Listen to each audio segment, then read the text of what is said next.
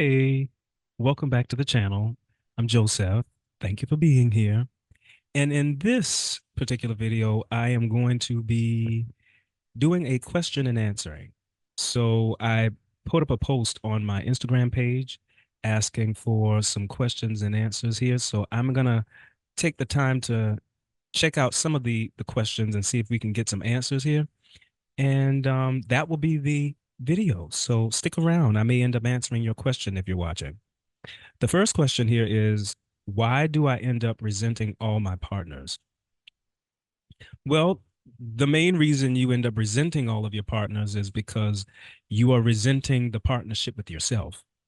Ah, I often like to say that every connection that you make is there to establish a deeper connection with yourself. And so when you are experiencing resentment from someone else, then that is a reflection of your own resentment towards yourself. And so now the question is, well, how am I resenting myself? Then this is a moment of self-reflection. You've really got to go deep into the parts of your past, your short past or your long past, where you get to now see the experiences that may have brought up those feelings of resentment. Maybe someone betrayed you and you were disappointed. Maybe you got a series of unmet expectations that you've not quite resolved. And so, what you are being invited to do is to go back into those layers of yourself and resolve them. Now, this means soften your mental and your emotional attachment to the experience where you've felt betrayed, where you've experienced resentment, where you've experienced some form of trigger that somehow led you to the point where you feel this ongoing sense of resentment for the people and the partners that you've been involved with in your life. And when you do that for yourself, what you'll find is that your relationship and your connection with your past partners begin to resolve. You get a clear understanding of the role that you played in it, but you also get to see how you were affected by the role that your partners played in your dynamic. So this is all a part of self-work and self-care. And my intention, or at least my invitation to you, is to develop a self-care routine, a self-care practice where you begin developing the tools necessary to really start empowering yourself, really start pouring into yourself and filling your cup, as they say, so that the more you fill your cup, then it overflows into those who you connect with. Okay? How to get over the loss of connection. And this ties into the previous question. Develop a self-care system. And this is something that I also harp on a lot. Developing a self-care system. Self-care is the best care. Because here's the thing about self-care, it's not to be confused with going to a spa to get a mani and a pedicure, or going on a resort's getaway trip to a tropical island, or going to hang out with your friends at a bar and drink and smoke your life away, or going to whatever it is. Those are things that make you feel good. It's not the ultimate act of self-care. Self-care involves you sitting with, greeting, meeting, and communicating with the parts of yourself that you're distracting yourself from. And so this loss of connection that you feel is simply a loss of connection with yourself. Self-care is the act of meeting and greeting those parts of yourself that are rooted in fear, in shame, in guilt, in worry, in anxiety, and all the disempowering feelings that you don't want to feel. It requires you to sit with those things, invite them in, so that the more you get good at feeling and experiencing and holding space for these feelings, the more deliberate you get about connecting more with yourself, connecting with the joy that's there, connecting with the peace that's there, connecting with the compassion that's there. So that the more you are pouring those things into yourself and inviting them in, the more of that you will get to experience through another. Okay. And it seems like all the questions are sort of connected to each other, because the next one here is the relationship between authenticity, jealousy, and trust. This is all a part of the feeling state, that pool of feelings, those pools of feelings. You have authenticity, you have jealousy, you have trust, you have all of these are feeling states. Now, trust is the act, the art of committing to something in the middle of uncertainty. And so, what are you committing to? You are committing to peace, you're committing to joy, you're committing to unconditional love. Now, if everything is bringing you back to a feeling state, then what does unconditional love and peace and joy feel like in your physical body? Because that's what's got to be practical here. How does all of this stuff feel in your body? Because we can talk about peace and we can talk about joy and unconditional love in a intellectualized sense because it sounds good, but what does it mean in practical terms? Unconditional love embodies your mental state, your emotional state, and your behavior patterns. All of these things working together at the same time in the same way. And when they're on the same page at the same time in the same way, then you're relaxed. You're in the state of relaxation. You're in the state of feeling fulfilled, of all is well, and you can breathe deeply in and out. Your breath is flowing deeply in and out of your body effortlessly. It's an easeful state. That's what ease feels like in the physical body. That's what unconditional love is. Because we often live under this idea that love is an action verb only, because our society is very action driven. It's very go, go, go, get, do, do, do. And then you limit the scope of love to just that. I got to show you that I love you and diminish and neglect how I feel or diminish and neglect how I think. When no, it involves the thinking, it involves the feeling, and it involves the action on the same page at the same time. And when one or all of them are off, then that's when you feel disconnected. That's when jealousy comes in. That's when distrust comes in. That's when all the things that you don't like and don't want show up. But what happens? Here's the twist. When you are experiencing something undesired and unwanted, your initial intention and your initial response is to fight and resist it. You fight and resist what you don't want. Oh, I don't want to be jealous. I don't want to be envious. I don't want to be judgmental. I don't want to not trust anybody. But then you end up doing the very thing that you don't want to do. Why? Because you're resisting it. And so here enters self-care. Self-care gets you into the habit of releasing that resistance.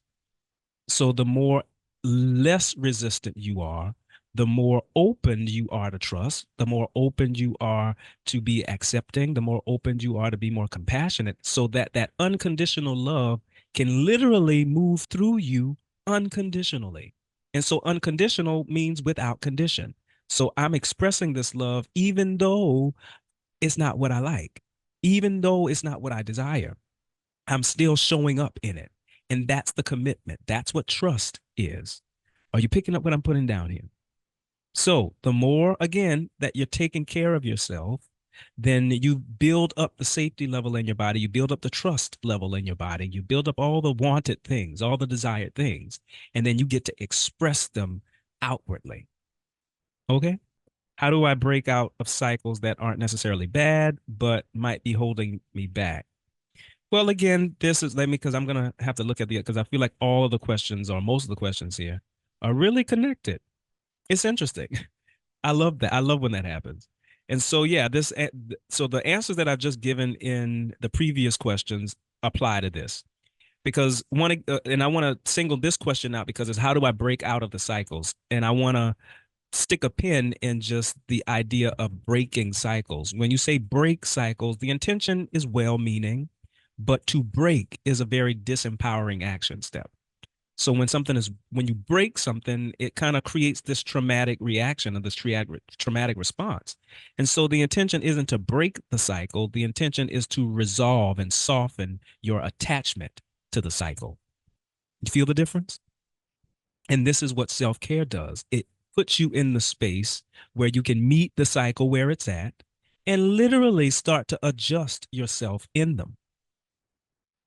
Because whether it is deemed bad or not bad, the fact that it's a habit and something that you would like to move away from, you got to gently show up in it and consciously show up in it so that you can start to change your mental patterns. You can change your emotional patterns. and you get to change your behavior patterns. And when you're doing that consciously, training your brain, training your body, training your nervous system to handle the undesired, unwanted things, then you are creating flexibility in your mind. You're creating flexibility in your emotions. You're creating flexibility in your nervous system. And when you have a flexible nervous system, guess what? You can be more deliberate about the good. You can be more deliberate about the peace. You can be more deliberate about the joy. You can be more deliberate, meaning more intentional. You can be more intentional about the cycles that you're in so that you can create different cycles and different patterns of showing up for yourself. Yes? The balance between making time for me and friends when you're the friend that's reaching out. Well, again, this also ties into taking care of yourself. And I want to drive the whole point of self-care home in that this is not to be confused with the narcissistic action.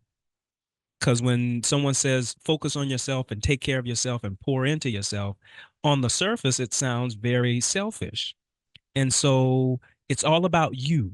And I often like to say that that's an incomplete statement because that incomplete statement makes it sound narcissistic. When you are saying it's all about you, pour into you, it sounds narcissistic. But the complete statement is it's all about you. You're pouring into you in relation to everyone else. It's you in relation to everyone else. But what happens is when you're overextending yourself and you are giving and giving and giving and no one's really pouring and pouring back into you, then what you're doing is you're being a thief to yourself. Because when you are overextending and overgiving, then your cup gets empty. And then because you realize that no one's pouring back into you, then you literally have nothing to do. You really have nothing more to give. And so if you're giving from an empty cup, not only are you stealing from yourself, but you are robbing the people that you're giving to from receiving the fullness of what they've been meaning to get from you. I know that's not the easiest thing to hear and the easiest thing to accept, but yes, you become a thief times two. So what you end up having to do, this is the reason you pour into yourself, because now you got to get clear on what it is that you want, who you are in the scenario, and how you intend to exist. Because if reciprocity is a part of that, and you're not getting that from those that you're giving to, then withhold your hand. Draw a line in the sand. Because when you withhold your hand and draw a line in the sand, this now creates awareness. Because the people that you've been giving to are going to realize that, oh, you stopped giving. What's up with you? Is everything all right with you not giving? And then your response is, well, yeah, everything's all right. I've just been giving and not been receiving equally what I've been giving. And so that requires you to be completely honest with yourself and completely courageous in stating your truth. And so in order for you to build that up, you got to draw the line in the sand, pour into yourself more. And I promise you, the more that you pour into yourself, you'll be more discerning of who's worthy and who's deserving of sharing that with you before you just give just for the sake of giving because you're a giver. Because it's better to give and equally receive what you give. That's balance. To be an equal giver and an equal receiver means that you've cultivated enough self-care to create that balance so that when you are connecting with others, the ultimate intention in that is to create harmony. Harmony is objective. It's what you experience when all parties are giving and receiving equally. Yeah. All right. And the last question here is the power of the erotic. Well, this particular question, this thought, I answer it in a post here. I may put the link here in the video, but I just recently did a whole video on that, so you can check that out. But I am going to love and let go for now. But I appreciate those of you who participated in the question and answer portion of this. I'm going to do this again. So, if you enjoyed this, then by all means, stay posted. And if I send out the poll again, then send in your questions. So in the meantime, in between time, be kind to yourself, be gentle with yourself, and make the best of this right now moment and the right now moments to come.